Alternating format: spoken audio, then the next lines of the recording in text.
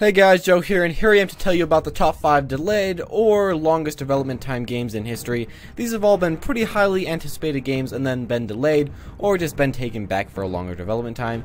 This won't just go over really bad quality games that took forever to make, but it'll go over games that pretty much everybody wanted. TF2 was a game announced all the way back in the year 1998 and was supposed to be focused on an FPS game by Steam, which they have not had at the time.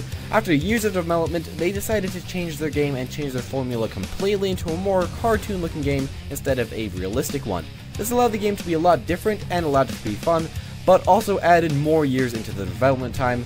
Finally, after a long period of time, they released the game finally in 2007.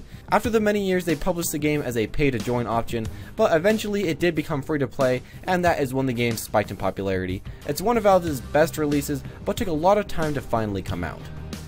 This is a newer game that was supposed to be released in the year 2005. It was one of the most expensive development games, costing an estimated $80 million and had an extra 5 years to be finished.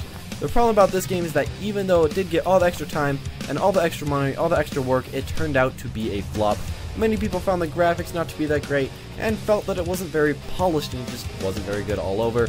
It's kind of sad because this was and is one of the most loved PlayStation franchises, and it was a real bummer for Sony when it took its release in 2010.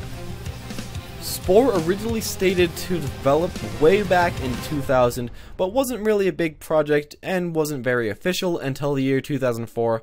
After that, it was planned to release soon, but took a whole 4 years to actually complete, adding up to 8 years in total. They had a pretty big sized team on the game, but the development members said that they had to get rid of some of the best features and some of the longest taking features, even with a very long and extra time to complete the game. Eventually, it did make its release in 2008, and was taken pretty well by the public and sold decently, but sadly it was more well known for the creature creator than the actual gameplay itself, which is kinda sad.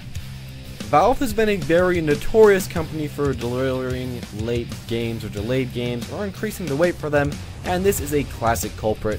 Its initial development started way back in 1999 and continued all the way until the release in 2004. Luckily for gamers all around the world, this game was a hit. This time they created a well-deserved, handcrafted game that all could enjoy all around the world. It was an amazing sequel that had a high amount of praise, and like a lot of the other sequels in this game.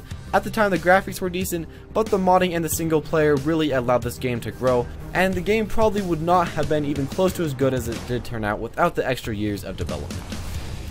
Duke Nukem Forever was a very long-awaited game. The original date of the starting development was all the way back in 1996, but it came out 15 years later in 2011.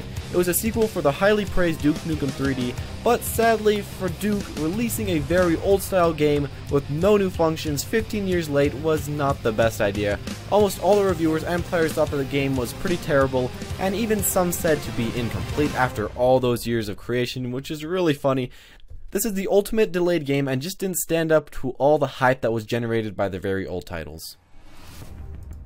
Thank you guys for watching. I hope that you learned something in this video that you may not have known before. If you did, make sure to leave a like and press the subscribe button, and comment down below what you thought before this video were the longest developing time games, and tell me if I'm wrong, if there are some games that took long to develop, and tell me which of these games is actually your favorite, which one you thought was worth the time and the money.